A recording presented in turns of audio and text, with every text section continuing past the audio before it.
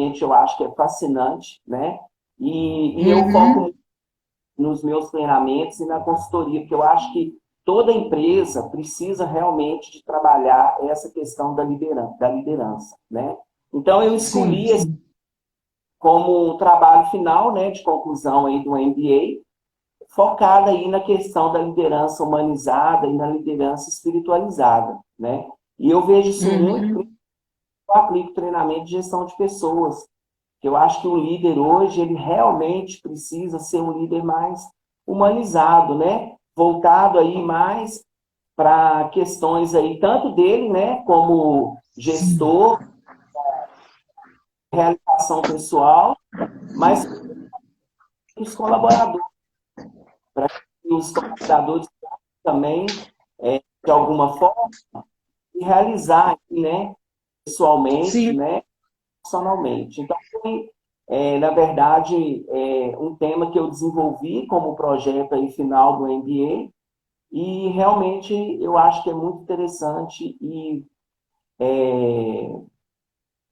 algo que é realmente aplicável aí dentro das empresas, né? Qualquer tipo de Uhum. empresa.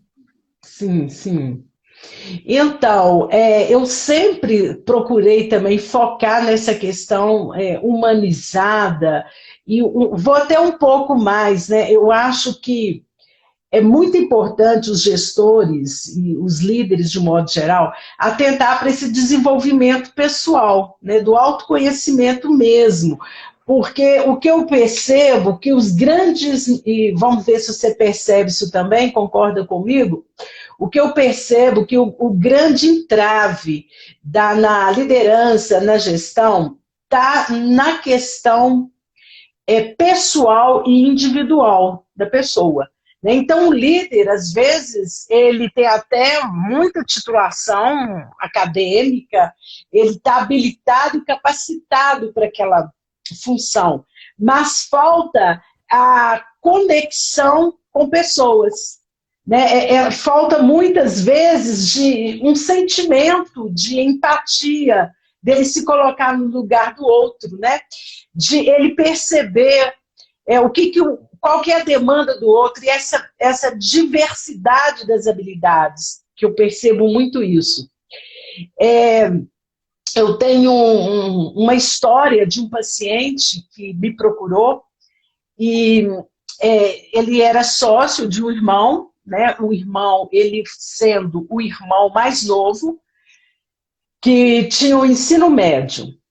E ele me procurou porque o irmão mais velho falou para ele: olha, você tem que estudar, você tem que dar o seu jeito, você tem que desenvolver, porque se você não fizer isso, a nossa empresa não vai bem. Como não ia realmente. A empresa teve uma queda na fatura, e era uma empresa na área de reciclagem.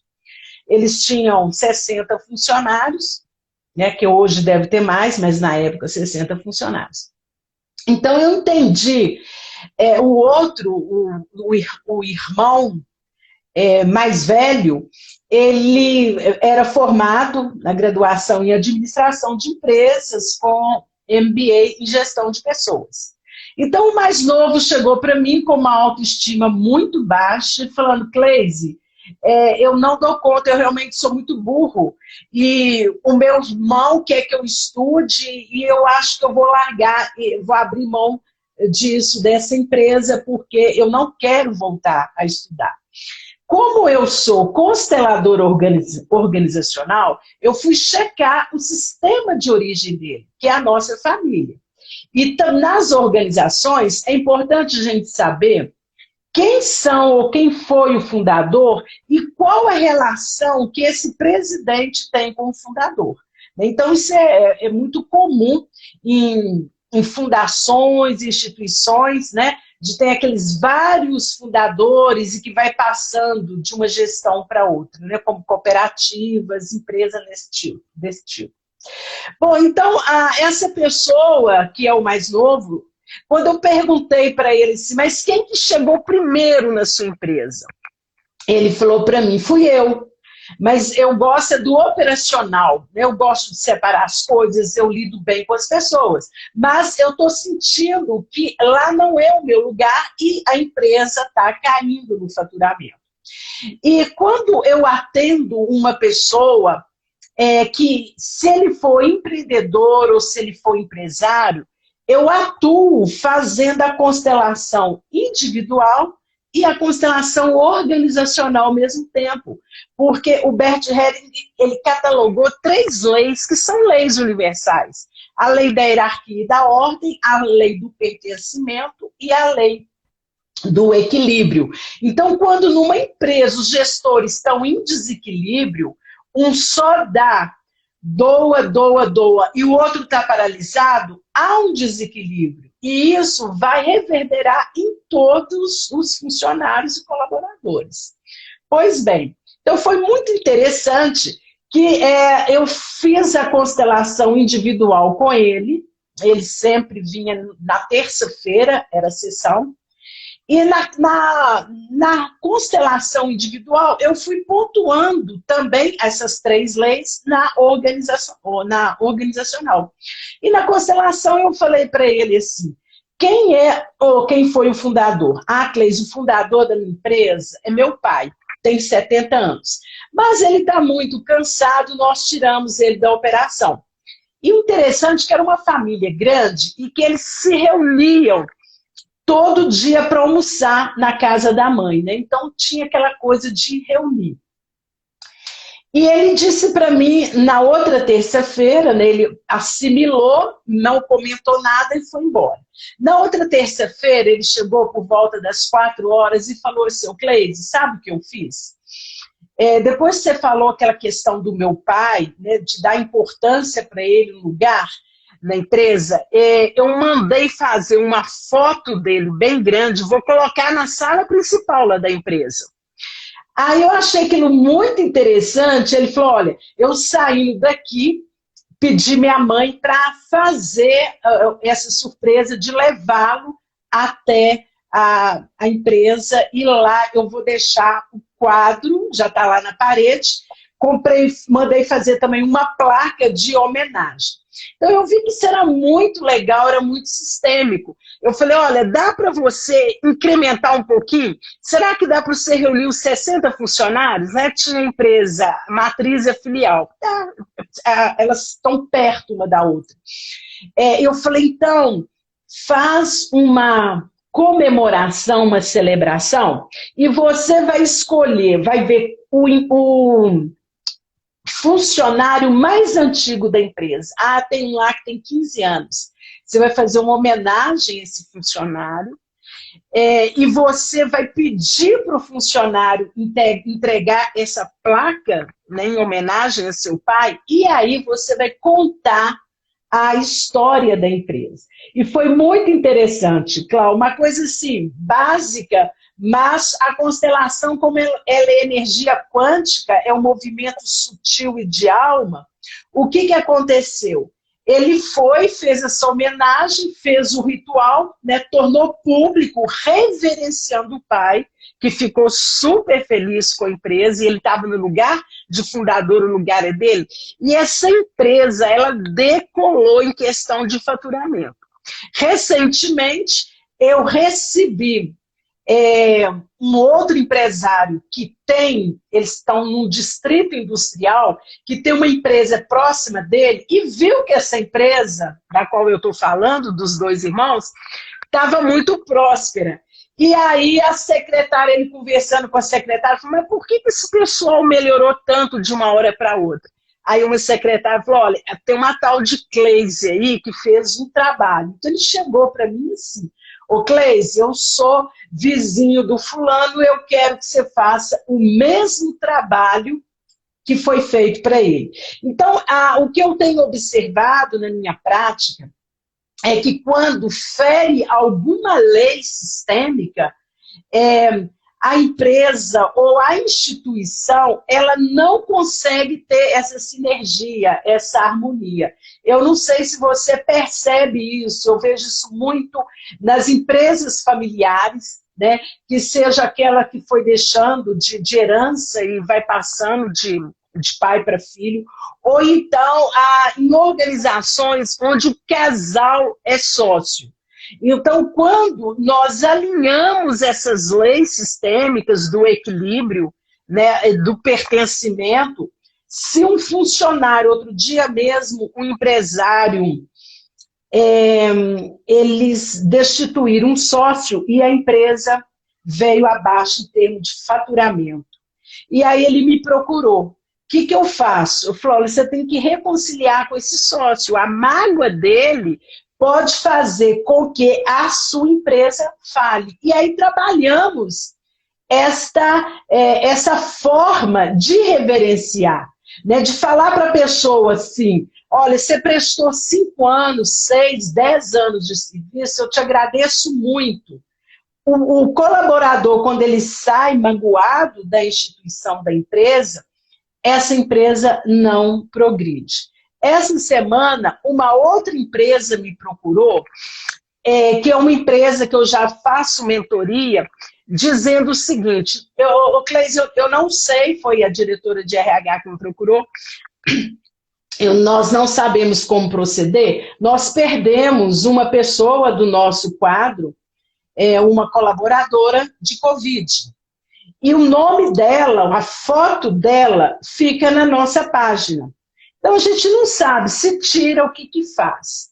Então, eu orientei o seguinte, você deve deixar o espaço dela lá, com o nome, data de nascimento e data de falecimento. E pede alguém para elaborar uma frase legal. Então, ela disse que a frase já estava até pronta. Iriam fazer isso e ia colocar para sempre. Ou seja, é a lei do pertencimento. Aquela pessoa, ela colaborou com a empresa. Então, mesmo não estando mais na vida, tem um lugar para ela. E as pessoas, independente da crença religiosa, quando virem o nome, data de nascimento e morte, vão mandar energia, orações, né, prece, luz, e ela vai receber isso de onde ela estiver. Então, eu acho muito interessante instituições como essa, a sua e outras, preocupadas com esse lado humanizado da gestão. Né? Porque, na verdade, antes de ser gestor, antes de ser diretor, nós somos seres humanos. Né? Eu já trabalhei numa empresa que a diretora de recursos humanos mudou, não era departamento de recursos humanos, ela colocou esse departamento de seres humanos. Então, isso aí é básico, é fundamental. E eu fico pensando também, Claudeci, nessa questão de trabalhar com o pessoal do campo, né, que às vezes não tem esta habilidade acadêmica, mas a sabedoria que eles têm, né, eu acho que isso deve ser muito gratificante. No dia a dia, desse contato com a natureza, você percebe muito isso? Sim, claro. Na verdade, às vezes, eles não sabem a coisa muito técnica, né, vamos dizer assim. Mas eu acho que eles vivenciam isso muito na prática, dentro das relações interpessoais deles, né?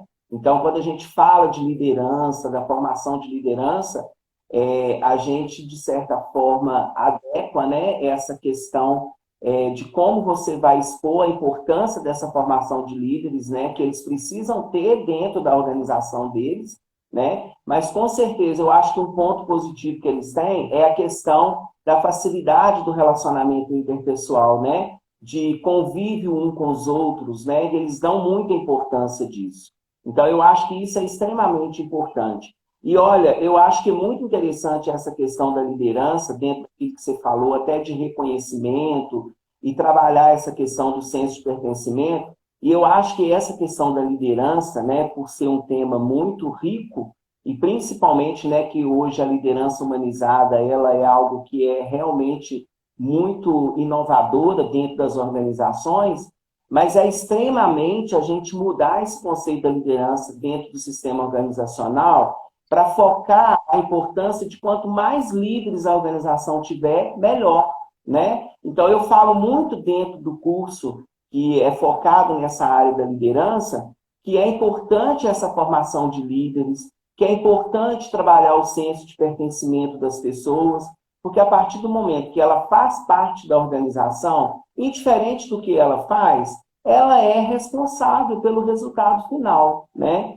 E uma coisa que, né, desse caso da constelação organizacional que você trabalhou, a gente tem focado isso muito, Cleis, é na questão da sucessão familiar, né? Para aí, essa questão, a gente não usa esse nome, mas eu vejo muito que é realmente, na sucessão, reverenciar, né, aquelas pessoas que começaram a história. Então, a gente vê isso muito hoje dentro das empresas, né? Não só rurais, mas os outros tipos de empresa. Esse reconhecimento pelo aquilo que aquela geração fez, né? E trabalhar essa questão, de fato, do reconhecimento dentro do processo sucessório familiar, né? Entre o sucessor e o sucedido. Então, isso é muito importante, né? E é realmente, e faz parte de todo esse processo aí da constelação organizacional, né? A gente não usa, Uhum. mas na verdade, eu acredito que na prática é todo esse processo aí da constelação. Uhum. Uhum. Sim, existem alguns casos, né? Isso é muito comum.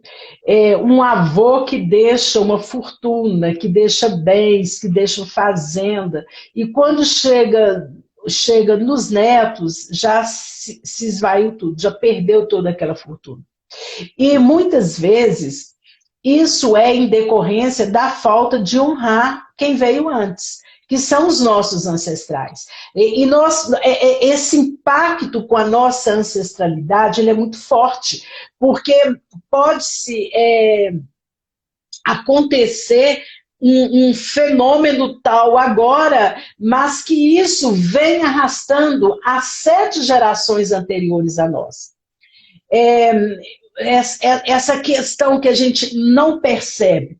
Eu trabalhei numa constelação individual com uma pessoa que estava tendo muito problema com inventário e também com as terras que ele comprou. E ele tem um sítio, depois de Sabará, e ali perto tem a empresa Anglo Golden. E por várias situações, é um rapaz jovem, veio para ele comprar esse sítio. Ele comprou, ele gosta muito, mas a coisa não prosperava, não ia para frente, o inventário não ia para frente. Então, eu propus uma constelação. E ele falava para mim que aquela pessoa, aquele sítio, era de um bastardo da Anglo Golden. Né, um bastardo, que esse cara, ele veio de um outro país para cá, mas ele era um filho bastardo, ele era filho de do senhor lá com uma serviçal. E aquilo me tocou e a gente foi ver. E, na verdade, o bastardo que ele estava falando era o fundador da Anglo Golden. E ele falou que na sala tinha, inclusive uma foto dele. E a vida dele melhorou demais e destravou o inventário só porque ele reverenciou. Ele não era bastardo. Sabe aqueles segredos de família que um vai passando para o outro e aí vai tendo uma distorção? Né? Olha lá, ele é um filho bastardo, ele não foi, ele nasceu entre o amor do senhor de engenho com uma escrava. Isso tudo vai reverberando, porque os nossos ancestrais são os escravos, a nossa ancestralidade está também nos indígenas e nos portugueses. Então, é muito importante a gente pensar assim, mas por que a coisa não vai dar certo? Ou por que não está dando certo? Olha a sua ancestralidade, o que você está honrando? O que você deixa de honrar? E quando eu falo de honrar, não estou falando de idolatrar. É só entender que você está na vida hoje porque você é 50% seu pai, 50% sua mãe. E respeitar essa linhagem, porque quando nós não respeitamos, a gente vai repetindo os padrões de fraqueza ou acabando com a herança, acabando com o dinheiro, só porque nós não valorizamos a ancestralidade que veio antes.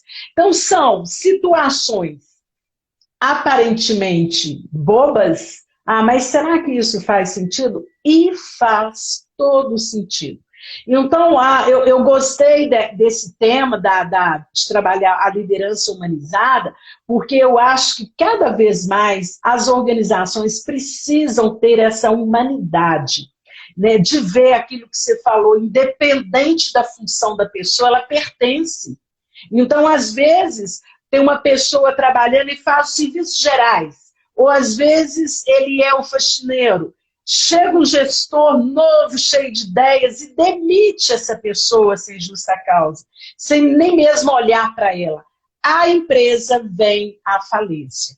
Então, as pessoas, quando elas estão muito desatentas em relação a isso, elas não percebem. Mas, a grosso modo, funciona desse jeito. Então, você está de parabéns aí por trabalhar dessa forma inovadora, eu acho que faz todo sentido. E sabe o que eu percebo muito? Que as pessoas relatam muito para mim durante os treinamentos e quando eu faço essa abordagem, principalmente colaboradores, né? Eles meio que ficam tão empolgados que realmente eles relatam assim para mim: puxa vida, mas quem deveria estar aqui é o dono da empresa onde eu estou atuando como colaborador. Ele que deveria estar aqui, mas eu vou chegar lá e vou falar que vocês falou sobre isso, que eu sou importante, né, que eu tenho que ter um propósito aqui na empresa dele. Então, isso eu vejo, né, que eu acho que é uma falha também, muito, porque às vezes a pessoa acha que ela já é dona do próprio negócio, ela está nesse cargo aí de liderança e as pessoas não entendem de fato o que é ser líder, né? Eu falo que muitas pessoas acabam sendo líderes como se achasse que fosse melhor, né? Ou que tivesse mais conhecimento e habilidade, e não é, né? Na verdade, a liderança, você só recebe a liderança se você tiver realmente o poder pessoal e o poder contextual, né? Então, é muito importante trabalhar as organizações, até mesmo, né, para que esses líderes que estão aí, donos, né, do negócio, possam realmente valorizar, né, as pessoas e fazer o melhor para elas, principalmente, né, dentro dessa questão da visão da liderança humanizada, né? Então, é muito importante. Uhum.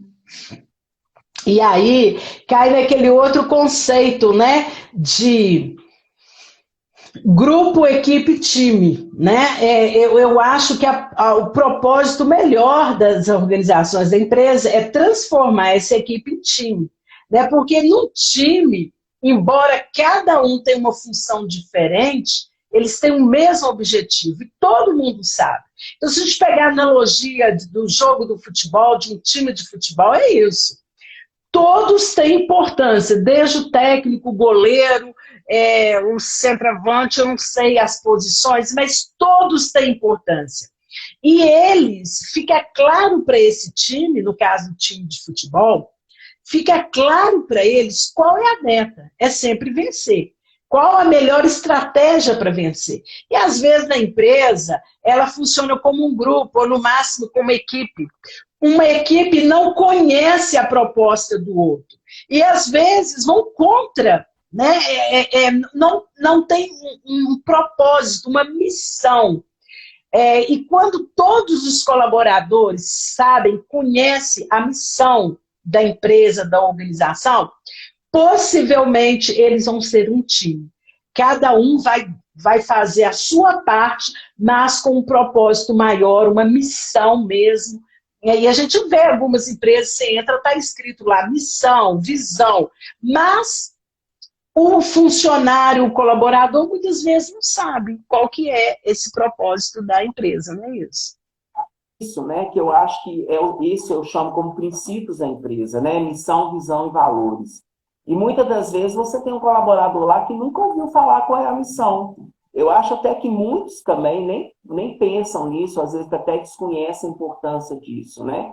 Então, eu também falo muito questão da formação de lideranças, que eles coloquem isso como prioridade a partir do momento que eles colocam, que eles contratam alguém para trabalhar na empresa.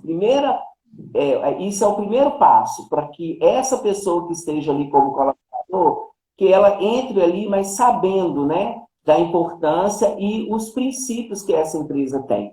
Eu tenho uma experiência muito positiva disso, de uma empresa que eu trabalhei aqui em Viçosa, né, é a Funarme, e eu achava muito bacana que eles tinham um processo admissional, né? Logo quando a gente era contratado, a gente passava por esse processo admissional. E eu não esqueço disso, eu acho que até por isso até que eu dou bastante importância em relação a esses princípios, e uma das coisas que era o foco desse processo admissional era que nós conhecêssemos, né, de fato, a missão, a visão e o valor da empresa. E olha como que muda a nossa perspectiva dentro do cargo e a função que a gente foi contratado.